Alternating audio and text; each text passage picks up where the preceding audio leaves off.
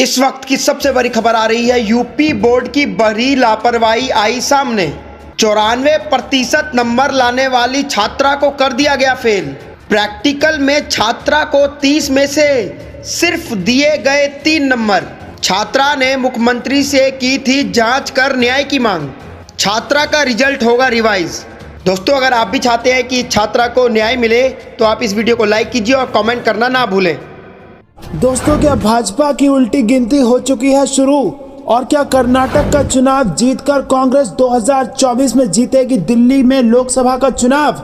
और क्या इसके बाद प्रियंका गांधी प्रधानमंत्री पद की हो जाएंगी दावेदार? इस वक्त की बेहद बड़ी खबर आ रही है दोस्तों, जिसमें आपको बता दें कि प्रियंका गांधी पर पूरे कांग्रेस का फोकस शिफ्ट हो गया है और कार्यकर्ताओं का फोकस शिफ्ट हो गया है। और जिस प्रकार से वो कर्नाटक के चुनाव में जमीनी स्तर पर मेहनत कर रही है और जिस प्रकार से इससे पहले उन्होंने हिमाचल प्रदेश में कांग्रेस पार्टी की सरकार बनवाई, उसके बाद से सारा फोकस अब प्रियंका गांधी पर शिफ्ट हो चुका है। आपको बता दें कि राहुल गांधी की सदस्यता जा चुकी है, अभी वो चुनाव भी नहीं लड़ सकते हैं। और ऐसे में अगर राहुल गांधी को कोर्ट से राहत नहीं मिलती है तो प्रियंका गांधी सबसे विश्वसनीय चेहरा कांग्रेस पार्टी की तरफ से हो सकती हैं। और इसके कई सारे कारण हैं दोस्तों, जिस प्रकार से वो जबरदस्त तरीके से कांग्रेस की तरफ से बीजेपी को घेर रही है कर्नाटक के चुनाव में। और जैसे उन्होंने सीधा सीधा कहा जेपी नड्डा को लेकर, उन्होंने जेपी नड्डा को घेरा और जिस प्रकार से जेपी नड्डा को जो उन्होंने कर्नाटक की जनता को धमकाने, कथित तौर पर धमकाने की कोशिश की, उसको लेकर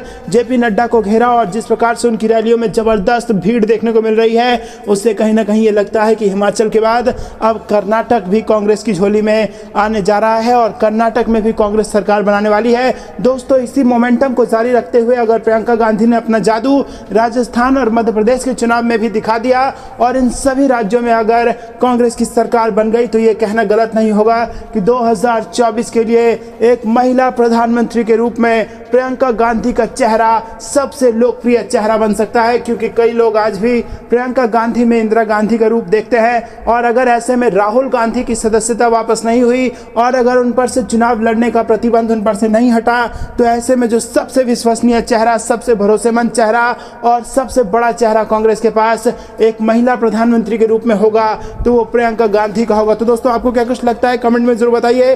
वीडियो को लाइक करना मत भूलेगा और ज्यादा से ज्यादा वीडियो को शेयर कीजिए। रुक करते हैं अगली ब्रेकिंग न्यूज की तरफ। कर्नाटक के चुनाव से जुड़ी आ रही है, जहां पर चुनाव से ठीक पहले यहाँ पर एक ओपिनियन पोल के नतीजे आए हैं जिसने बीजेपी की नींद उड़ा दी है। जी हाँ दोस्तों, आपको बता दें कि राहुल गांधी की रैली में जिस प्रकार से जन सैलाब उमड़ा है और प्रियंका गांधी की भाषण को सुनने के लिए प्रचंड जन सैलाब उमड़ रहा है, वो कहीं ना कहीं ओपिनियन पोल में भी नजर आ रहा है। और ओपिनियन पोल के आंकड़ों के मुताबिक आपको बता दें कि अगर आज ही हो जाते हैं चुनाव, तो यहाँ पर आसानी से 140 सीटें जीतती दिखाई दे रही है कांग्रेस पार्टी। और वहीं भाजपा को यहाँ पर 60 से कम सीटें मिलती नजर आ रही है। तो दोस्तों, क्या राहुल गांधी ने जो टारगेट दिया था कि इनको 40 सीट से कम में रोकिए, क्या उस टारगेट को पूरा करेगी कर्नाटक की जनता और क्या 40 से कम सीटों पर भाजपा को रोक देगी? जी हां दोस्तों, आपको बता दें कि राहुल गांधी जब कर्नाटक पहुंचे थे तो वहां पर उन्होंने कहा था कि ये 40% कमीशन वाली सरकार है और इनको 40 का आंकड़ा बहुत पसंद है। इसीलिए उन्होंने जनता से अपील की थी कि भाजपा को 40 से ज्यादा सीटें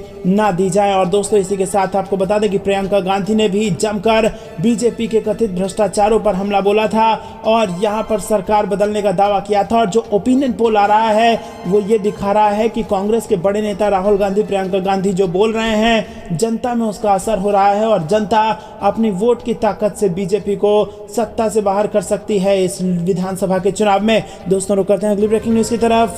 कांग्रेस ने भाजपा पर लगाया आरक्षण रोकने का आरोप, कहा हर किसी को धोखा दे रही है वो मई सरकार। जी हाँ दोस्तों, कर्नाटक में विधानसभा चुनाव में अब 15 दिन से भी कम का समय बचा है। ऐसे में अब कांग्रेस और भाजपा के बीच आरोप प्रत्यारोप के दौर शुरू हो गया है और इसी क्रम में कांग्रेस ने भाजपा पर आरक्षण को लेकर जोरदार हमला बोला।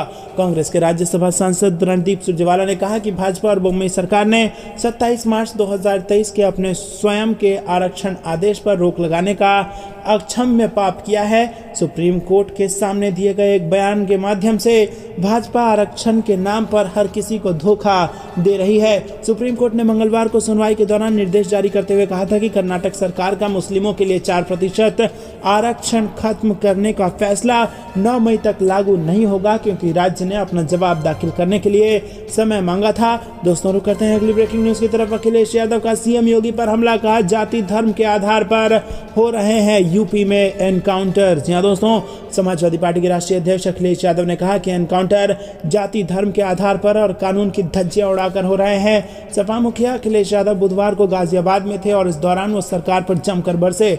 उन्होंने बीजेपी पर आरोप लगाया कि ये बुनियादी सुविधा ही दुरुस्त नहीं कर सके हैं, स्मार्ट सिटी का सपना दिखाकर पूरा नहीं किया। अखिलेश यादव शास्त्री नगर में बिहार के पूर्व मुख्यमंत्री लालू यादव के समधी जितेंद्र यादव के भाई रवि यादव के घर आयोजित एक कार्यक्रम में शोक व्यक्त करने पहुंचे थे और उन्होंने कहा कि यूपी में एनकाउंटर जाति और धर्म के आधार पर हो रहे हैं। उन्होंने कहा कि लखनऊ जैसी राजधानी से समाजवादियों का काम हटा दो तो क्या मिलेगा वहां।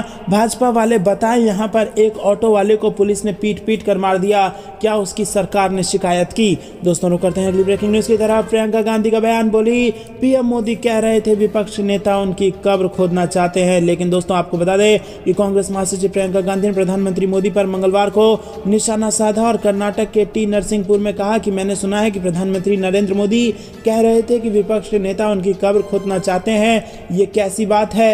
ये देश में हर कोई चाहता है कि पीएम मोदी की सेहत अच्छी रहे और उनकी लंबी उम्र हो।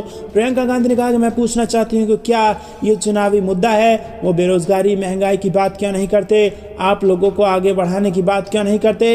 ये चुनाव किसी भी नेता के बारे में नहीं है, ये चुनाव कर्नाटक के बारे में है, आपके अपने अभिमान के बारे में है। उन्होंने लोगों से कहा कि लूटने वाली सरकार को हटा दीजिए और ऐसी सरकार लाइए जो कर्नाटक के हित में काम करे। कांग्रेस नेत्री प्रियंका गांधी ने कहा कि पिछली बार आप लोगों ने कांग्रेस और जनता दल की सरकार चुनी थी और बीजेपी ने तोड़ फोड़ करके उस सरकार को गिरा दिया और अपनी सरकार बना ली। बीजेपी की सरकार शुरू से ही एक धोखा थी और बीजेपी की सरकार लालच के आधार पर बनी तो लालच के आधार पर ही निर्णय लेती रही। इसका नतीजा ये रहा कि जो काम करने चाहिए थे वो नहीं किए गए। दोस्तों रुक करते हैं अगली ब्रेकिंग न्यूज की तरफ। पीएम केयर्स को लेकर श्वेत पत्र जारी करे सरकार, कांग्रेस ने एक नए मुद्दे पर बीजेपी को घेरा। जी हां दोस्तों, आपको बता दें कि कांग्रेस ने पीएम केयर्स फंड को हर स्तर पर मोदी सरकार की निराधार पहल करार देते हुए कहा कि इसमें पारदर्शिता और जवाबदेही का अभाव है, इसीलिए इस बारे में श्वेत पत्र जारी किया जाना चाहिए। कांग्रेस प्रवक्ता अभिषेक मनु सिंघवी ने मंगलवार को यहां पार्टी मुख्यालय में संवाददाता सम्मेलन में कहा कि इस निधि में बड़े स्तर पर पैसा आ रहा है और खर्च हो रहा है, लेकिन आश्चर्य की बात यह है कि देश में इतने बड़े स्तर पर इस निधि से पैसे का आय व्यय हो रहा है, लेकिन इसका ना कोई कानूनी आधार है और ना ही इस बारे में विधायिका की कोई अधिसूचना है। उन्होंने कहा कि पीएम फंड या प्रादेशिक फंड जब सूचना के आधार के तहत होते हैं, लेकिन इसको लेकर इस तरह का कोई कानून नहीं है। और ऐसे ही खबरों से अपडेट रहने के लिए हमारे चैनल को सब्सक्राइब करना ना भूलें।